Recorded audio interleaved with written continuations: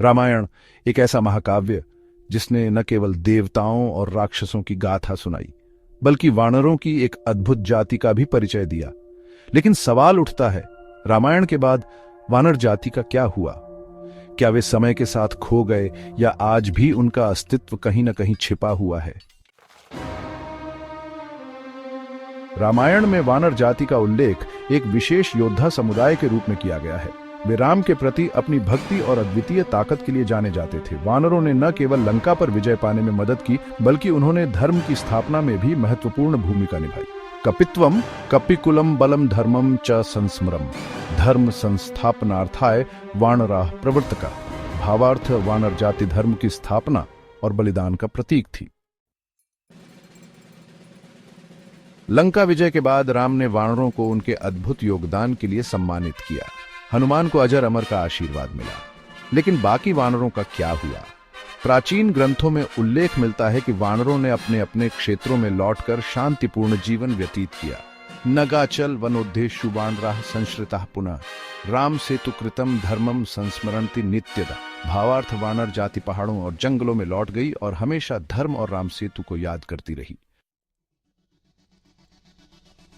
समय के साथ वानर जाति का उल्लेख ग्रंथों और पुराणों में धीरे धीरे कम होता गया। कुछ विद्वानों का मानना है कि वानर जो जंगलों में रहते थे, मानवीय सभ्यता में विलीन हो गए। दिव्याना कृत्रिमाणा च वानराणा कथास्तथा कालक्रमेण लुप्ता स्युः स्मृतिस्तेषां तु शेषिता। भावार्थ, वानर जाति की गाथाएं समय के साथ लुप्त हो गईं, लेकिन उनकी स्मृति शेष है। कुछ मान्यताओं के अनुसार वानर जाति पूरी तरह से विलुप्त नहीं हुई है। दक्षिण भारत और श्रीलंका के जंगलों में कुछ प्राचीन जनजातियों को वानरों का वंशज माना जाता है। इन जनजातियों की जीवन शैली और परंपराएं वानरों के करीब मानी जाती हैं। हिमाचले वन क्षेत्रे कपिशेषम प्रवर्तते, धर्मपथम अनुसृत्यते स्वभावम धारयन्ति। भावार्थ, हिमालय और दक्षिण भारत के जंगलों में कुछ वानरों का वंश आज भी जीवित है। वानर जाति का प्रभाव केवल रामायण तक सीमित नहीं है।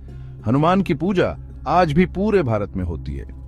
राम सेतु, जिसे वानरों ने बनाया था, भारतीय संस्कृति का अभिन्न हिस्सा है।